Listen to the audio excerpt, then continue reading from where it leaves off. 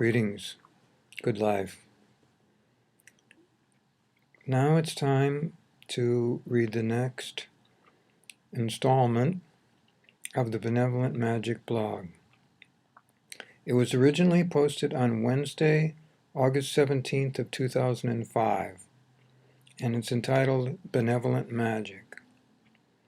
Welcome! I am hopeful that over time, as you read this Benevolent Magic blog, that you will not only learn of my trust and belief in the value of this, but that you will be able to literally, as I have done, change your life for the better.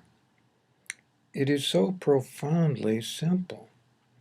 According to my experience, there are beings, benevolent, loving, light beings, who will make connections between all life on the soul level, not coercing anyone to do anything that they don't want to do, but only requesting, if it is comfortable for all beings, that there be the slightest, and it is the slightest for most people, alteration in their activities, motions, possibly even thoughts, that is completely and totally compatible and benevolent for them.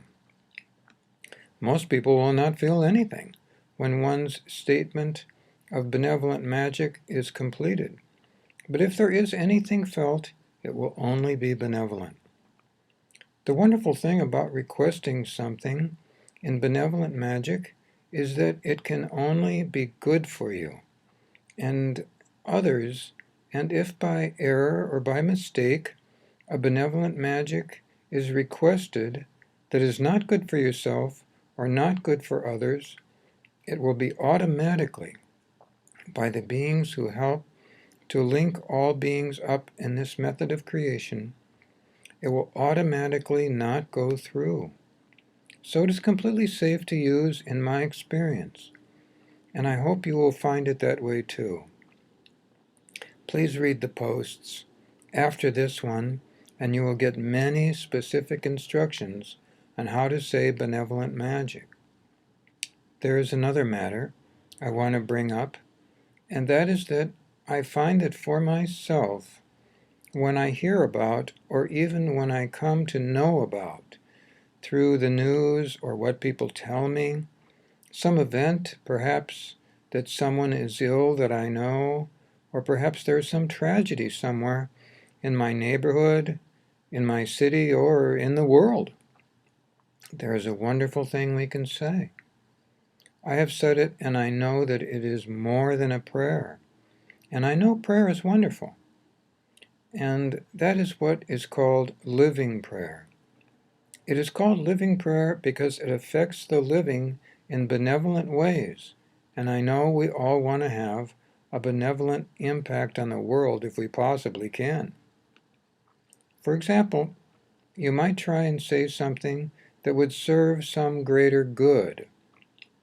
I would recommend as a beginning that you, when you're watching the news, if you can, when you come across some sadness or tragedy, turn it off or mute it for a moment, and then say the following living prayer, quote, I am asking, and then you fill in the news event. Perhaps that car crash or that sickness or that disease, and then you say where. You don't have to give all the details. You say it where it happened, and you go on and say, quote, that all those individuals who need help receive all the help they need benevolently from all those beings who can help them. Say this when you've just seen the news, or read about it, or heard about it. Say it as soon as possible, but only if you have the feeling and desire to help. What truly activates living prayer is feeling. It is my belief that feeling is what is the operative creation or the operative function of our world. Many of us have noticed how feeling dogs are, or how feeling cats are, or horses, or other animals, that their feelings seem to be very noticeable. And of course, we all know that our feelings are important too. Everyone, every human being, every animal, and I believe every plant and every portion of creation has feeling, and that this is a form of universal language.